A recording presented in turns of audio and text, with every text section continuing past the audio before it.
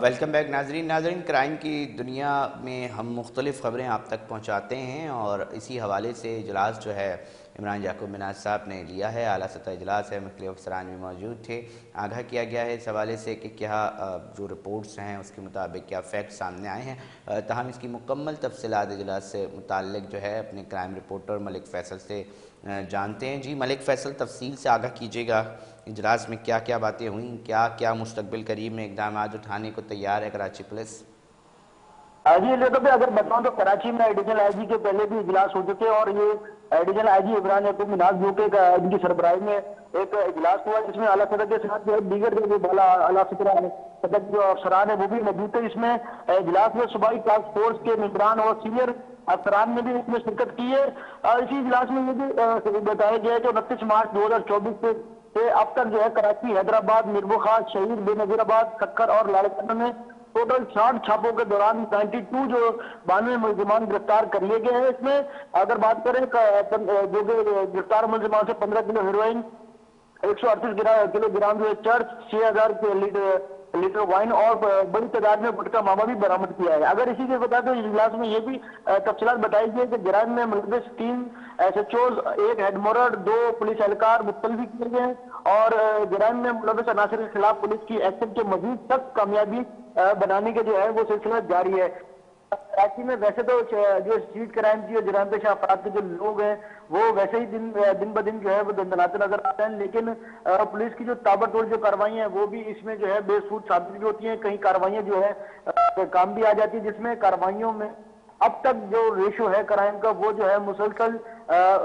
جو گھٹنے کا نام نہیں لے رہا، کم ہوتا ہے وقتی طور پر۔ اس کے بعد پھر اسی طرح کی جو چیزیں ہیں جرائم پیشہ افراد جو ہے وارداتیں کرتے ہیں یا جو منشیات فروخت جو ہے وہ منشیات کی جو ہے گنونا دھندا ہے وہ سر عام جو ہے کہ وہ فروخت کرتے ہیں۔ جی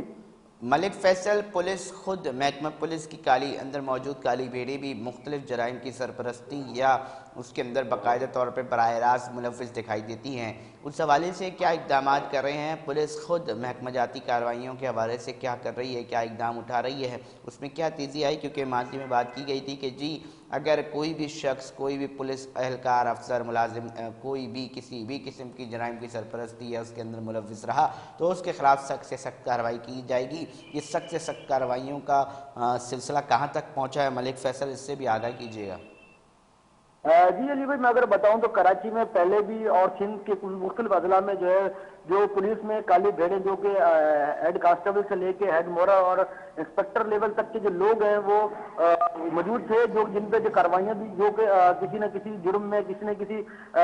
کرائم میں جو ہے وہ پائے گئے تو ان کو وقتی طور پر معطل بھی کیا گیا، سسپینڈ بالکل بھی نوکری سے برخاست بھی کیا گیا، لیکن وہ چند سالوں میں یا چند ماہ کے بعد جو ہے اکثر و بیشتر جو ہے وہ کہیں نہ کہیں کسی جگہ پہ کسی تھانے میں تھانے دار لگا ہوا نظر آتا ہے، کہیں ہیڈ مورر لگا نظر آتا ہے۔ لیکن اب کی جو صورتحال ہے جس پر حکومت سندھ انہوں نے بھی کڑی نظر رکھی ہوئی ہے، جس کے بعد جو ہے اب تک جو ہے 3 ملک فیصل صرف محکمہ پولیس نہیں بلکہ سرکاری افسران اگر رشوت یا اس طرح کے مختلف معاملات کے اندر ملوث پائے جاتے ہیں تو ان سے تحقیقات کرنے کے لیے ایک عدد اینٹی کرپشن کا جو ادارہ ہے وہ بھی قائم کیا گیا تھا۔ البتہ اتنے منظر پہ نہیں آتا، کام کس طرح کرتا ہے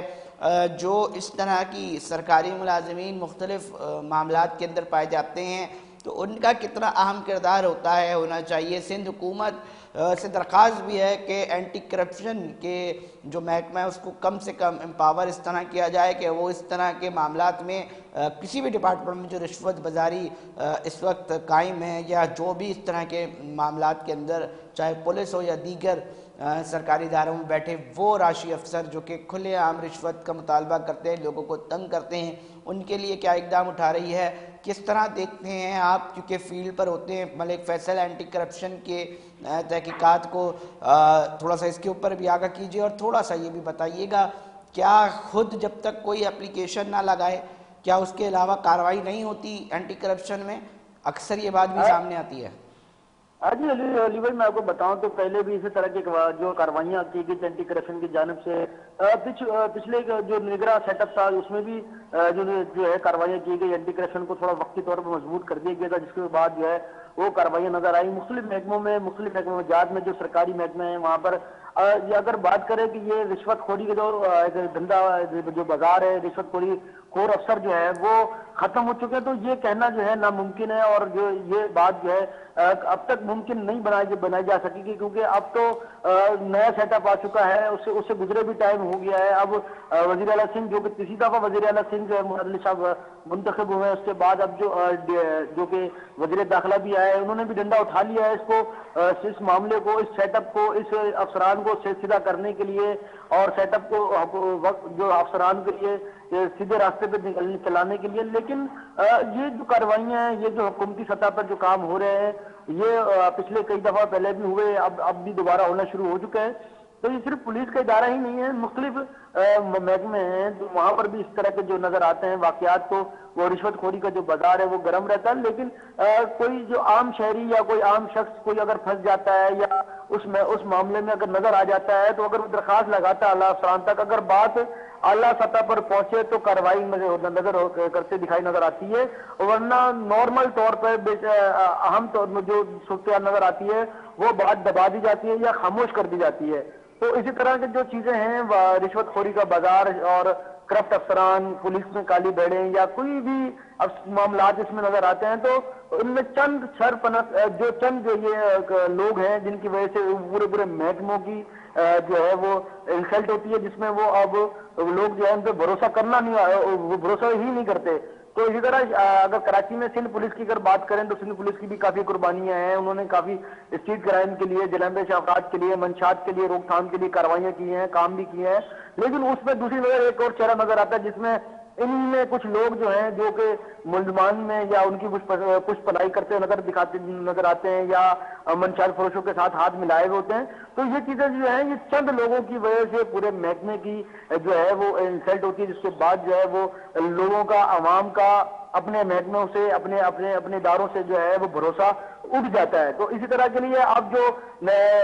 हुकूमत सिंध ने जो दोबारा से डंडा उठाया है इस मामले को सीधा करने के लिए, इस मामले को बेहतर बनाने के लिए, तो ये एक अच्छा इक़दाम है जिसके लिए हुकूमत जो है अब सर जोड़ कर बैठी है, और जिसमें वजीर दाखिला का भी जो है अहम जो है कि उनका एक